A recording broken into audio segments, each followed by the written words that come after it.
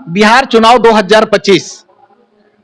इस चुनाव में बिहार में एक ऐसा क्षेत्र है जो कि पूरी तरह से हॉट सीट बना हुआ है और वह क्षेत्र है तारापुर विधानसभा क्षेत्र।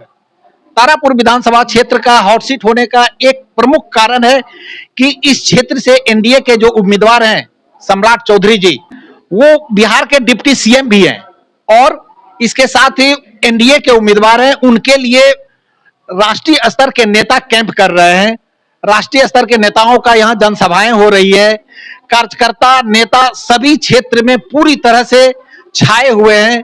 आज हम एक ऐसे जगह बैठे हुए हैं जो कि तारापुर विधानसभा का एक प्रखंड है, टेटिया बंबर प्रखंड। उनके नेता आए हुए हैं और वो क्षेत्र भ्रमण करके लौटे हुए हैं। तारापुर विधानसभा जो लोग सुर्खियों की बात कर रहे हैं, एक्चुअली डिप्टी सीएम के कारण इसको हाईलाइट किया जा रहा है विषय को। ये निर्विवाद रूप से बड़े मार्जिन से चुनाव जीतने वाले हैं।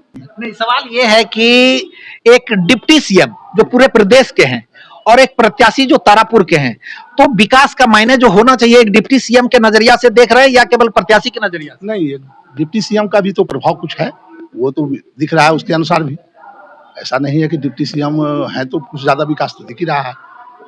आगे भी लोगों को उम्मीद है कि अच्छा विकास होगा। अंग जनपद अगर आप कह रहे हैं इसको, तो मैं आपसे एक सवाल करूंगा इसी शब्द पे कि अंग जनपद होने के बाद भी अंगिका को सरकार वह विकास नहीं दे पाई जहां अंगिका को अभी होना चाहिए।